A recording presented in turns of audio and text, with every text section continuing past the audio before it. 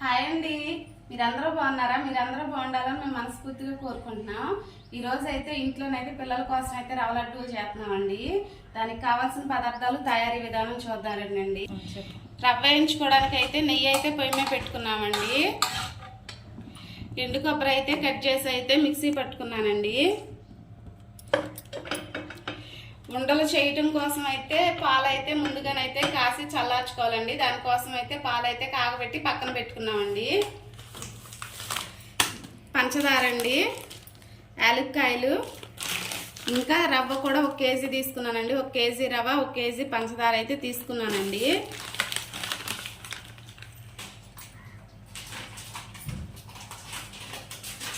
నెయ్యి అయితే కాగిందండి. ఇప్పుడైతే రవ్వ అయితే పోసుకుంటున్నామండి. దోరగా అయితే సిమ్లో పెట్టి నిదానంగా అయితే వేయించుకోవాలండి. రవ్వని పచ్చివాసన పోయిన వరకు అయితే వేసుకుంటున్నానండి.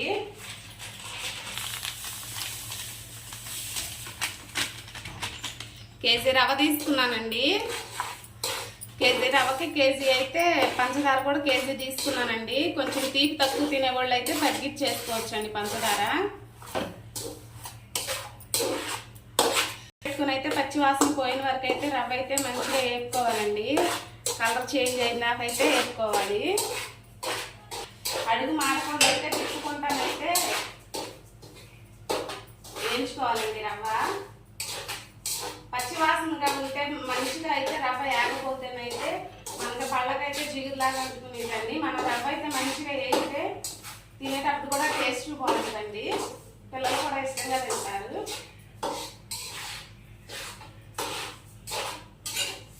రవ్వ అయితే కొంచెం వేగిందండి.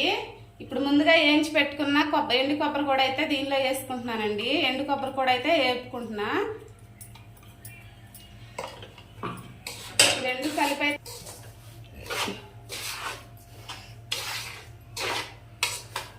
మాడకుండా అయితే ఒక సిమ్లో పెట్టుకుని తిప్పుకుంటూనే ఉండాలండి. అప్పుడే మనకు మంచిగా వేగిద్ది రవ్వ. కొబ్బరిలో ఉన్న పచ్చి వాసన కూడా పోవాలండి. ఆ రెండు పోయిన వరకు అయితే వేసుకోవాలి.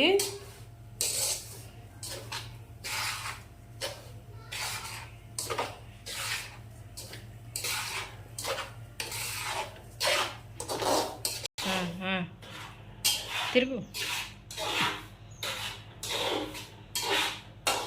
రవ్వ అయితే మనకి వేగుతుందండి. మంచి వాసన అయితే వస్తుంది. కలర్ కూడా చేంజ్ అయింది.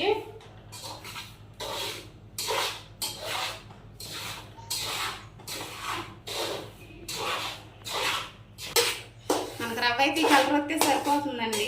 ఇంకొక 5 నిమిషాలు ఉంటే మనం పోయి ఆపేసుకోవచ్చు.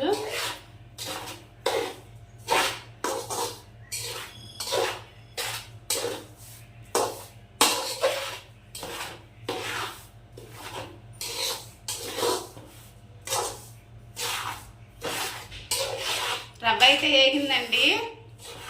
పొయ్యి అయితే ఆపేసుకుంటున్నానండి. ఇంకా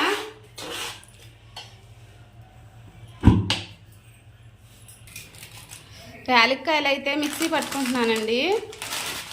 పంచదార కూడా అయితే మామూలుగా పలుకులుగా ఉంటే బాగోదు కదండి. మనం కూడా పంచదారను కూడా అయితే మిక్సీ పట్టుకుంటే సాఫ్ట్గా ఉంటాయండి వండలో. 1-2 సార్లు మిక్సీ తిప్పేస్తే పంచదార కూడా మెత్తగా అయిపోద్దండి. పంచదార అయితే మిక్సీ పట్టేసుకున్నామండి. మెత్తగా అయితే అయింది. ఇప్పుడు దీన్ని అయితే రవ్వలో కలిపేసుకుంటున్నాము.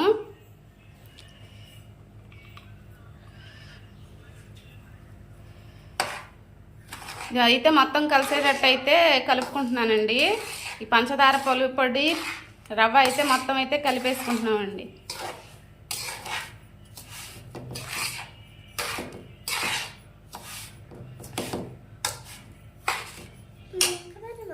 ఉన్న పంచదార కూడా అయితే రెండోసారి పెట్టండి వేసి కలుపుకుంటున్నామండి. ఇది మొత్తం కలవాలండి. మళ్ళీ లేదంటే ఒక చాట తీపిగా ఒక చాట చప్పగా ఉంటుంది. రవ్వ పంచదార పొడి మొత్తం మిక్స్ చేసేసుకుంటున్నామండి.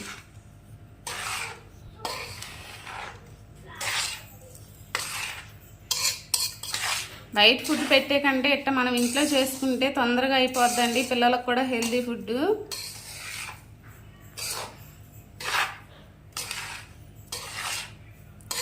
స్నాక్స్ బాక్స్లోకైనా బాగుంటాయండి పిల్లలకి.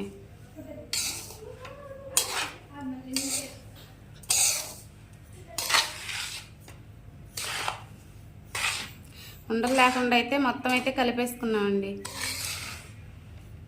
యాలకుల పొడి కూడా వేసుకున్నామండి. స్మెల్ అయితే మంచిగా వస్తుంది. రవ్వ అంటే ఎంతమందికి ఇష్టమో కామెంట్ చేయండి.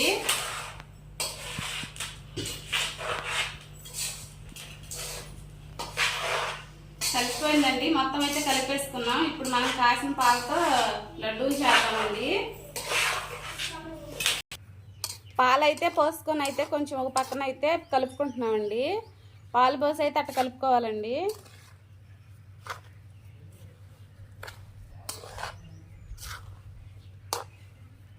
మేమైతే ఈ రకంగా చేస్తున్నామండి. మీరు ఏ రకంగా చేస్తారో, ఏ విధంగా చేస్తారో మా కామెంట్ బాక్స్లో కామెంట్ చేయండి.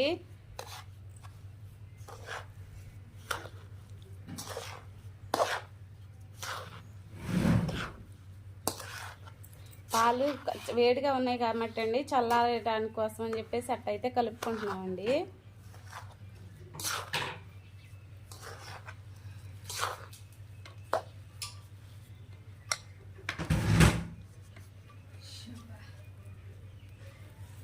పాలు అయితే చల్లారండి.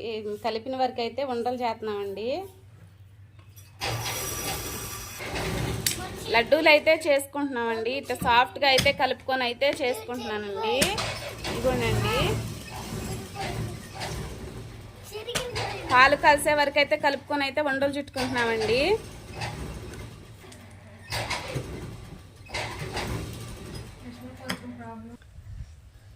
ఎంతో టేస్టీ అండ్ హెల్దీ అయిన రవ్వ లడ్డూలు అయితే మనకి తయారైపోయినాయండి.